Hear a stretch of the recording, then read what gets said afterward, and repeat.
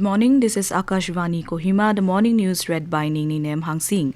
Polling for assembly elections in Karnataka began at 7 a.m. this morning and will continue till 6 p.m.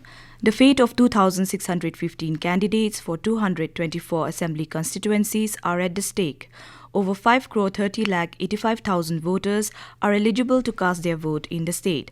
More than 3 lakh polling personnel are deployed to ensure free and fair polls. Besides, 84,000 state police personnel and over 58,000 central armed police forces have been deployed to maintain law and order. Nagaland government held a consultative meeting with all the tribal organizations at the State Banquet Hall, Chief Minister's residential complex, Kohima, yesterday. The meeting deliberated on matters pertaining to oil and gas exploration and production, Register of Indigenous Inhabitant of Nagaland (RIN), and the Nagaland Village and Tribal Councils Act 1978 and urban local bodies. Briefing the media persons after the meeting at the Secretariat, Minister of Power and Parliamentary Affairs, K.G. Kanye, said, the consultative meeting sought the opinions and suggestions from the various tribal bodies on its implementation. He noted that they had a friendly and fruitful discussion. Kanye said the government presented extensively the background of oil exploration in the state, RIN, ULBs, etc. On being asked on the proposed Memorandum of Understanding between the governments of Nagaland and Assam on oil exploration at the disturbed area belt, Kanye clarified that it was initially misunderstood that the MOU was signed already, however it was not. He said this process of consultation is ongoing and whatever decision is taken on the MOU, it would be in unanimity. Advisor Imkong L. Imchin also said 50 out of 50 royalty sharing of oil exploration between Nagaland and Assam was never proposed and it is yet to be worked out. On RIIN, Principal Secretary Home Abhijit Sinha said consultations with the tribal hohos are over and the state government is almost finalizing with the implementation of RIIN since December 1, 1963.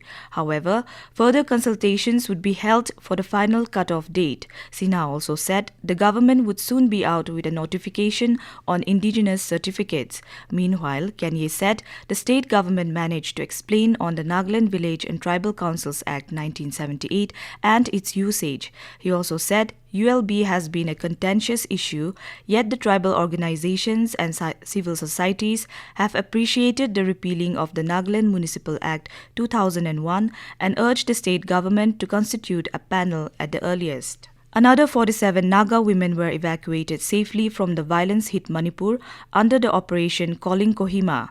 Pro-Defense Kohima informed that all 47 Konyak girls from Yoripok Thobal have been evacuated by Assam Rifles under Aigar North and stated that all are safe. It said the rescue team went to the interiors of Thobal district to extricate these girls. They were all working on hourly wages basis in a veneer factory. Meanwhile, more Naga individuals stranded in Manipur have contacted to be extricated. Therefore, the Assam Rifles team had halted the operation Kohima Calling yesterday and would be returning to Kohima today. Assam Chief Minister Himanta Biswa Sarma has said his government is working to remove the Armed Forces Special Powers Act from the remaining 5 districts of the state within this year. Addressing media persons in Guwahati on the eve of the Assam government's 2nd anniversary yesterday, the Chief Minister said his government intends to prohibit polygamy through a state act rather than the Uniform Civil Code.